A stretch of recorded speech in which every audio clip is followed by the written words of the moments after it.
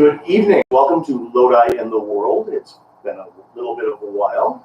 Lodi and the World is where I sit down and talk with local leaders and influential individuals about their role in our community and how it reflects the greater world. So tonight I have Kris Poelma, who is with the Lodi Art Club, and this weekend is the annual Lodi Art Fair in Hopperman Park. It has been a staple of our summer for how many years? 57. 57, so a little bit longer than I've been around, but not too much. And it is looked forward to by everybody. It takes over the park. I know that there is a waiting list to get in for vendors, isn't there? Most years there are. This year with COVID, we actually had several vendors retire, and then a few, of course, had to put off surgeries. So all of a sudden, well, yeah, our surgery's scheduled, so I can't do art in the park. So, and of course, the random stuff that happens to people. So, yeah. All right, but all things considered. All things considered, yeah, we usually do have a waiting list, and we try to fill up the park, so we have a lot of great stuff for our customers to shop at. Good variety, whether it be jewelry or lawn. It's like, yeah, there's jewelry, but okay, there's jewelry in this style, that style, the other style. Beaded, metal. We have one lady that makes beads from recycled paper, and I mean, it's just really beautiful items, and it's just a big variety. So yeah, jewelry, but yeah, we may have 7 different vendors doing jewelry, but they're all different and they're all special in their own way. So now, we were talking about this a little bit beforehand. When we talk about art, notoriously difficult to define. When we talk about art in the park, what are some examples of what's going on? So jewelry, obviously, you talk about. Jewelry. Well, I have everything from like metal garden art, to be cut out metal flowers and painted and burnished, and you can just stick in the ground and highlight your garden. Barnwood signs, bird houses. I have a gentleman that is actually going to hold a book signing as well in his booth. Called his book is Water Falling Through Wisconsin. Okay. So tie-dye, upcycled furniture. So, and actually that was a returning vendor. We've had them. Okay, what do you mean by upcycled furniture? So they'll take, say, an old suitcase, and they may attach legs to it, and then all of a sudden you've got a cute little coffee table. That's on trend as far as the kind of boho chic thing that's going on, and kind of fits in also with people's farmhouse decor. Boho? Bohemian. So, okay. Bohemian chic. So, you've got a little bit more, as we say, artsy for bohemian, wild, free. We have, let's see, like I said, bird houses. I think this year, I can't remember if they're here this year or not, but we've had like the lady that makes like the lawn dice games, stuff like that. Painted windows that are, again, old windows that have been painted, like flowers and birds and angels on them, stuff like that. So we have these leaves. They do concrete leaves and bird baths. So he takes like a rhubarb leaf or even bigger and puts concrete in it and molds it. And then what he'll do is, just peel off the leaf, you paint it up in pretty colors, and shellac it, and then it can be used outdoors as a bird bath. Okay. So these things are heavy, but they're really awesome looking. So yeah, again, a huge variety of stuff. Painted glassware, fused dichroic glass, whether it be for garden ornaments. Dichroic. Dichroic. This is something I actually know about. Okay.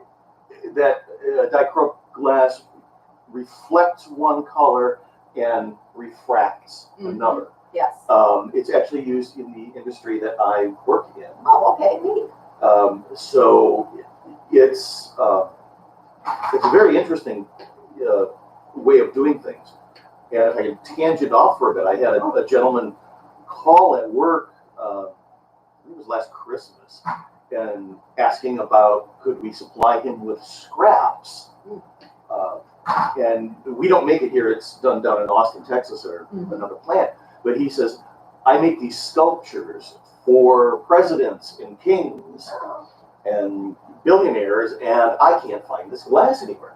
So if you've got someone that's doing this, this is not kitschy little, stuff you're going to find in a street corner. This is...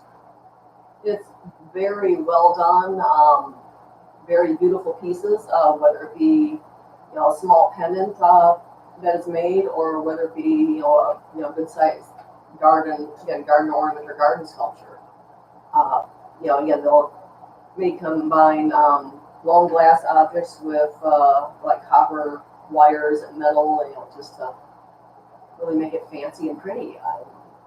One lady that does resin casting, so that she'll have like little plants, and then she'll cast resin around the plants, so that's how she makes her pendants and bracelets and stuff. And again, really fun pieces. Pretty much everything's all handmade, so it's all one of a kind. So you're not going to find this stuff at the local Walmart. You're gonna, you have to actually come down and buy it. Where do your vendors mostly come from? Most of them are from the area. We'll pull a few people, from, like I say, as far away as Milwaukee or Rockford. But most of them are local, from the Madison. Well, of course, Madison's a lot of people there, and there's a lot of just even local Lodi artists that are here. Like we have Farm Crochet. They're very local. They crochet these beautiful shawls, and I believe they raise their own llamas and alpacas to, of course, get the wool.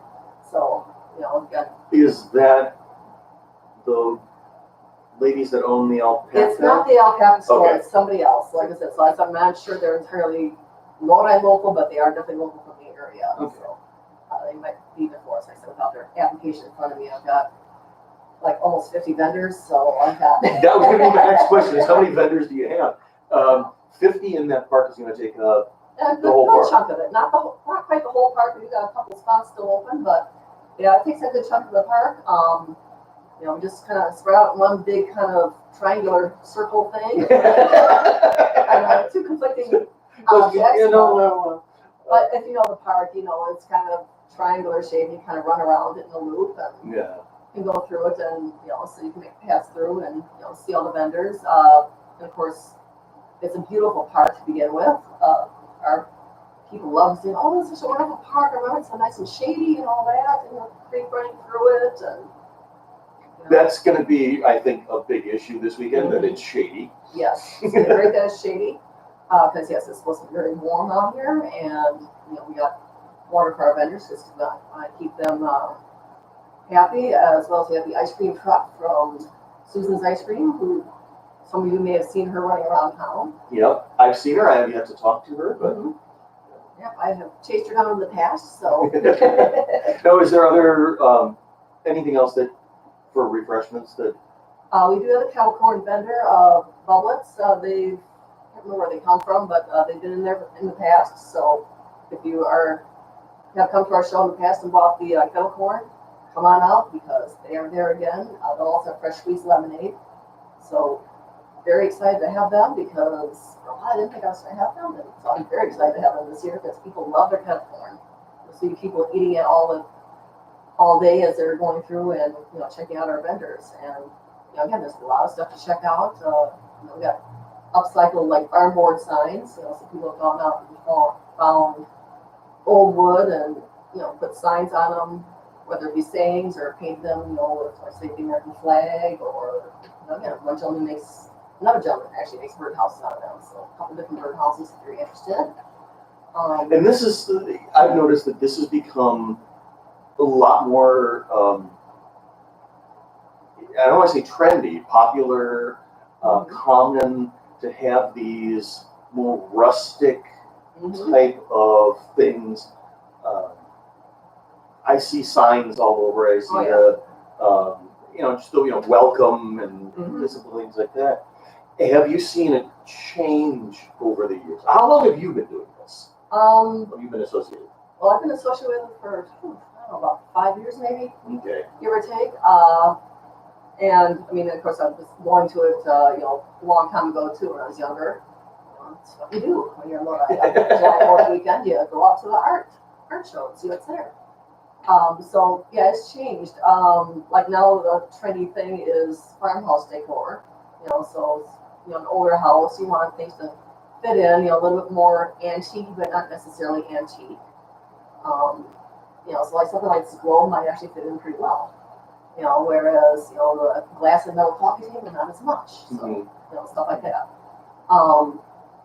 And in the past, everything was, mission style, so it's nice, big, blocky wood, and yes, I like my mission style. Yes, I like mission style too.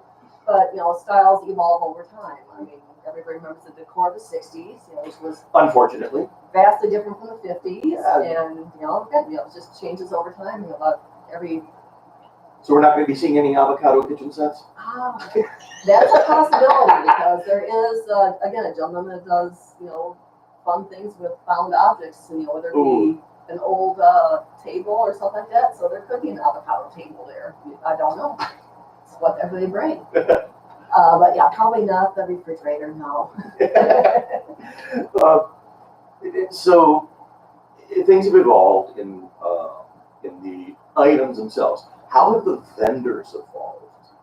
Well, the vendors, of course, it used to be, strictly cash, and you bring little things, and bam, you either are doing this as your sole livelihood, or again, now a lot of people do it as kind of their secondary side hustle. The vendors, they've had to learn how to utilize, the internet to promote themselves, utilize, the smartphone to take payments and all that. Of course, new technologies breeds new forms of art.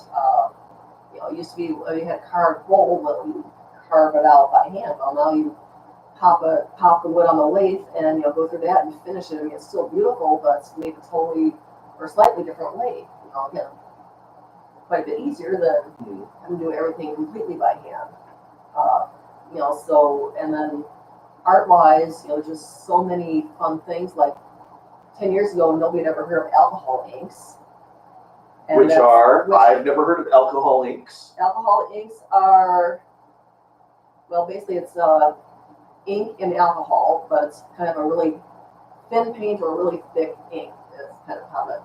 But you kind of splattered on things, and it's translucent, so you can kind of see light through it. So if you were, say, splattering it on a glass, say, pane, you could actually frame that and you'll see through it, but see the different colors, kind of like stained glass. Okay. But where you've painted it by hand. And, so about 5-10 years ago, that started to build. So now all of a sudden you see at least one usually at every show. And I of course, do shows in winter myself. And I was like, oh, where's this stuff? What is this stuff? So this is really neat looking. And, it's colorful, it's bright, it's cheerful. And, it's just something totally new that had taken the world by storm, just like the Cricut machine. If you've ever heard of the Cricut machine? Not that I know of. Okay, well, the Cricut machine, that is an item. It's a programmable cutter. So you can, say, program a smiley face into it, send it through the machine, and it'll cut it out of, like, say, vinyl leathering or leather. So you can, like, say, smiley face earrings out of this stuff. And it'll automatically cut it. And different depths and all that. I mean, I don't have one myself. I've seen it on, again, a lot of crafters use it because they use it to, say, make signs. Or I know there's one lady up in a store in Baraboo, and she takes old windows and she'll Cricut these little sayings out of vinyl letters, and of course then attach it to the windows. And they look really neat, and she actually does quite well up there with those. So that's, again, that used to have to be, you would have to hand letters, using a stencil, and it would take, super time consuming. And of course, if you messed up, then you got to scrape it off and, start over, at least, or start with that letter again. And with the Cricut machine, it's perfect every time. And, again, huge time saver. And it really opens up the possibilities. You see the sayings on, people's wine glasses or Yeah. the stores. Well, that's kind of done that way, Okay. so it's more industrial somewhat, but still, it's all handmade. Someone's designed this, someone's making this, someone's doing this themselves. And so they're investing time and money into this. Mm-hmm. This is, again, not, some guy that throws a bunch of stuff together and comes down. Oh, no, yeah, it definitely takes a lot of time, whether you're, making a small wooden table, from scratch, or upcycling, the aforementioned suitcase into a table. It takes time, it takes a lot of trial and error sometimes. Yeah. Just, I'm familiar with that. I'm very familiar with that. Mm-hmm. Now, we've talked about the art, we've talked about the vendors. How have the customers, the guests evolved? Well, it used to be, you get a lot of the locals, they just look for, a couple little things here and there, and now that people, they'll spend half their day in the park just really looking at everything, shopping ahead of time. For Christmas, I had one gentleman a couple years ago. He saw this window that I had painted, and he was like, "Oh, my mom would just love this. Can you, hold it for me and hide it from her so that way she doesn't see it?" And I was like, "Yes, I can do that." So, and people, again, I think are definitely buying more gifts for other people versus just for themselves. A lot of people, they'll buy and think, "Oh, my, daughter-in-law would love this piece of jewelry." So something that, like that, again, people are, definitely a lot more giving, so therefore, hey, it's great because, that means our vendors are more selling. I have one gentleman that he makes gifts, but he makes them out of recycled vinyl records. So he'll have like little trinket boxes and cards and stuff. It's really, interesting, neat stuff. And, that's something, you'll have a couple pieces, for yourself, but, most of the time you're going to buy this to give to, someone that you cherish. So that way they see this, like, "Oh yeah, Bob gave that to me." I really like it, and every time I see it, I think of Bob. Yeah. Now, are the guests, the customers, what are the demographics, I guess is the best way to say it? Well, they're pretty much the demographics of our local Wisconsin area, or local. Are we talking, is this more older people? Is it younger people? Is it urban? Mix. Is it rural? It's a mix because we've pulled people from as far as Brookfield. They saw it, in the Wisconsin Arts Travel Guide, and it's like, "Oh, that looks like fun." So they made a day of it, came out to Lodi, and that we've been having a Facebook blast, for the area, just trying to promote the show, to get more people from, Madison and Janesville and Rockford and, surrounding area, because, anybody within, about an hour and a half, it's, or more, of course, it's well worth the trip to come out to see our vendors. Of course, we got, wonderful scenic downtown Lodi here, and a lot of great restaurants in town. We got, the lake nearby. People can go out to lunch at Fitz's by the lake there, or Lucky's at the lake, and, again, come back in, go to the ferry even, and, they'll go to the ferry, they'll see our sign there, it's like, "Oh yeah, we can do that Saturday morning," so they'll come back across the ferry, come to Lodi Art in the Park, and then go back up to Devil's Lake camping. So, again, it's a huge mixture of young and old. So it's not just, the little stereotypical little old lady, That's with the husband, painfully in tow. I was always picturing more middle-aged people, but so how we talk about these things in relation to the larger world, and Lodi's a small little town, and we've got this thing, this wonderful little event that brings in people from all over the state. Are you familiar with other events throughout the U.S. and throughout other areas, and how do we relate to that? Well, throughout other areas and other events, I mean, it depends on the event, of course. Like Art Fair on the Square, I mean, that's a wholly different event from ours. I mean, ours is definitely more crafty, definitely smaller price points, whereas Art Fair on the Square, I mean, if you're from the area, you've been there, you've seen, they've got gorgeous items and, in some cases, gorgeous prices to match. But, they also have to, their booth fee is also correspondingly so much higher than ours. So, whereas, say you go over to Warren's and yes, huge booth fee, but Warren's is, for those of you who don't know, the last weekend is in September, it is, the entire town it becomes a craft fair. Okay. I mean, seriously, it is the entire craft town. You are on people's lawns and you are everywhere. Booths everywhere. You can easily spend the whole weekend there, not just a day. And, it's just packed. But that's, again, more crafty and arty, because you'll see just wonderful, beautifully carved things, in one booth, and then, awesome pottery in the next booth, and then, more of the like baby bibs and stuff, that have been embroidered in, booth after that. So it's, a huge variety there.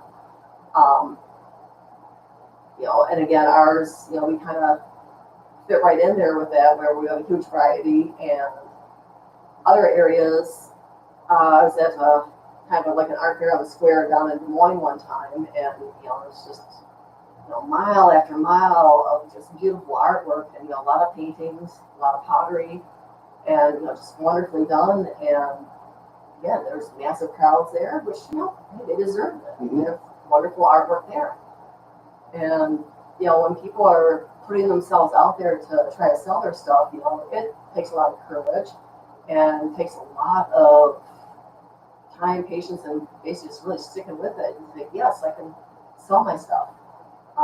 One of the things we did this year is we offered a booth to our high school students. So we have one or two of them coming out this year, just so they can kind of learn, okay, this is what it's going to take to sell your stuff. You can kind of dip your toes in here, because you're local, you don't have to travel very far. You have all your family to help you out with this, and you may not sell anything, you may sell a lot of stuff. You just don't know sometimes. You don't. You don't, yeah. I've been to shows where I didn't sell anything. I've been to shows where I sold a whole lot of stuff. It's like, wow, And is it a success? I mean, obviously it's been going for 57 years, Mm-hmm. so the art club's getting something out of it. But is it a success for the city? Yeah, a lot of people in the city, they're saying, oh, we're glad to have that. It brings a lot of people to the downtown, especially for restaurants. And I'm sure Quick Trip will be packed. And again, it just brings a lot of people thoughts, oh wow, I didn't realize you had such a beautiful little town here. Because Lodi is a beautiful little town. It is. And then success-wise, a lot of our vendors, I mean, we have a lot of returning vendors. And they come back year after year because they do well here. And they develop a following as well. So people actually come out to see, yes, I know that Lee's didn't need worth his leaves, so I need a couple gifts for the in-laws, so I'm going to come on there. Okay, that sort of was one of my next questions. Yeah. Are you drawing? Is it drawing to the event, or is it drawing to the vendors? I mean, what's the mix of that? A little bit of both. I mean, some people just come out, because they want to browse. I talked to one lady on the phone who's from Columbus, and she just wanted to confirm the dates and the hours. It's like, well, because the first time she was a vendor, it's like, no, I just want to, because I want to go shopping. It's like, so she, didn't ask about any specific vendors. She just wants to browse. There's others that, again, I have my friend Militia. She does lemon blossom fairy soaps, and yummy lip balm, wonderfully smelling soaps, mosquito repellent, all kinds of stuff. And she has a following. A lot of people. She usually does do the Poinet Farmers Market periodically. She goes up to Baraboo. People will hunt her down, and yes, I'm so glad you're here this weekend. Okay. So and a lot of our vendors, experience that as well. It's like, yes, I'm so glad that you're here because, especially again, we didn't have it last year, so a lot of people really, really want to do some shopping and shop local. I know that. Did last year hurt? It hurt a lot of our vendors, because a lot of them, some of them, this is how they make their money. And so, shows, well, you can sell some stuff online, but, there's a lot of competition online. I mean, if you've gone to Etsy, which is a craft site online, I mean, you type in jewelry and you come up with 2 million entries. And it's like, what the heck, man? How does anything get found there? So it takes persistence. And I do some of my shopping online when it's something that I'm like, oh, okay, yeah. Yeah. But you get to touch Mm-hmm. and you get to look and you get, what is the real color versus what am I seeing on my screen? And you get to take it with you right then. You get to take it with you right then. And there is, for me, whenever I go to events like this, there is that sense of physicality Mm-hmm. that I can look at a table and I can touch it and go, okay, yeah, this will fit. This is the right color. This is, it's solid. I can feel that it's, this is not IKEA. Yeah. I can take jewelry and, put the ring on my finger and go, it feels right. Or, that one doesn't feel right. Let me try this one. Oh, yeah, that's got a good feel to it. And I think this is one of the things that, as much as the convenience of shopping online, that's something that we're missing a lot of the time. Oh yeah. People definitely, they want to touch stuff, get that tactile sensation, see if it fits, whatever it may be. And it's like, oh wow, this, garden thing. I mean, my mom ordered a bird from some place online, and it's not going to come until, like the 20th of this month, hopefully. And she ordered that 3 months ago. Whereas this, hey, ooh, I like that sunflower. It's coming home with me today. And we are a society that loves our immediate gratification. Mm-hmm. Yes, and the craft shows definitely help with that. Yeah. Because again, it can come home with you today. You don't have to order it or wait for it to be made. I mean, and a lot of our vendors will take special orders. If you want, 3 more of this, and they're about to sell the last one. It's like, yeah, it'll probably take me a couple of weeks, but yeah, I can get make it for you. Yeah. So that'll happen. Because a lot of our vendors, they, like me, I make the same pattern sometimes over and over and over again, just because, well, hey, it's a winter, it's a Google winter. People like sunflowers or people like orange flowers, whatever it may be, and they will, they want another one. I make these I paint these snowman wine glasses. Well, every so often, people break wine glasses. Yeah, no, unfortunately, quite a bit. So, they want that same one back, just to keep the set together, or they may want to just come and say, oh, I'm glad you're here. I want this one. I broke some. But they'll pick out different colors, so that way it's new to them. And it's like it's not always the same old thing, And again, our vendors really help to fulfill that.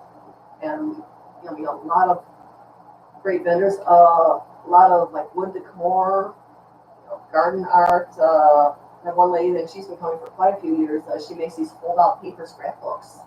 So it folds into a thing about this big, but you can unfold it, and all your pictures are right there, like a newspaper. Now, you bring in a lot of money from this. Mm-hmm. Where does that money go? The money goes basically to called art scholarships for the high school students to help promote their work, because any high school, as everywhere is pretty much underfunded in the art department, and so the students always need money to help buy supplies, as well as a lot of it gets donated as well as the community. So we do a lot with Reach Out Lodi and other areas around, or other foundations. We also sponsor a couple of awards or scholarships with what's called the Wisconsin Regional Artists Association. I can't remember what they've just changed their name to. So. Okay, well. But yeah, that's in September. So yeah, we do sponsor a couple of awards with them as well. So so it all goes to furthering art in the community. I have to say that I was a recipient of one of those scholarships twice while I was in high school. which sent me up to Green Bay, the University of Wisconsin at Green Bay, for summer art camp. And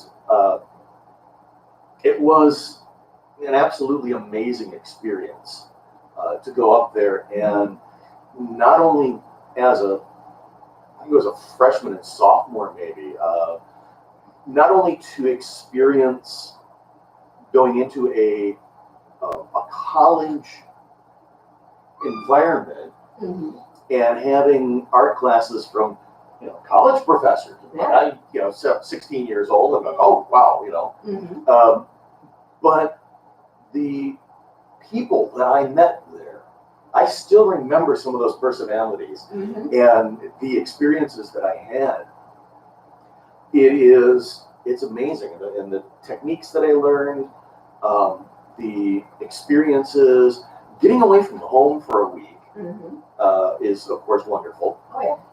So, and that is part of my, I guess, inspiration and how I've gone on with life. So, thank you. 40 years, 35 years late. So let's wrap up here. When is the art fair? It is this Saturday from 10 until 3. So Saturday, July 3rd, 10 until 3 at Haberman Park, down here again in scenic Lodi. You say Haberman, I say Hopperman. Or Hopperman, whatever it may be. It's just one of those strange things. So 10 until 3. So it's just off the Main Street. So if you're coming through Main Street, you will see our signs. You will see all the traffic. Yep. You will see people walking, and the street is blocked off, correct? Actually no. It's blocked off in the morning just to get our vendors going one way to unload and unload safely, because there's only the one street, of course, abutting the park. So everybody has to come in one way and out one way, and so yeah, we block it off in the morning, but then after that it's open to full traffic, and then for the afternoon we block it off again just to get everybody out of there, but not quite the traffic crunch in the afternoon, just because it takes a while to pack up your stuff. So not everybody's at the same time, but yeah. So there's of course the Wisconsin School. Everybody can park there. It's a very, very short walk on a nice sidewalk. For those of you that are familiar, actually they moved, I think, up to the primary school or elementary school. It's the old high school. Yeah. So just up Millston and Clark. 101 School Street. 101 School Street. Yeah. So it's the old school, the old football field. Plenty of parking up there. During the daytime, I know we don't have permission, but you can also park at St. Patrick's or Blessed Trinity Catholic Church, whatever they call themselves now, which is also very close by. But it is on a Saturday, so be sure to be out of there before Mass. Yes. Mass is at 4:45. Yeah. And again, you'll be out of there because the fair only goes till 3. So. Yeah.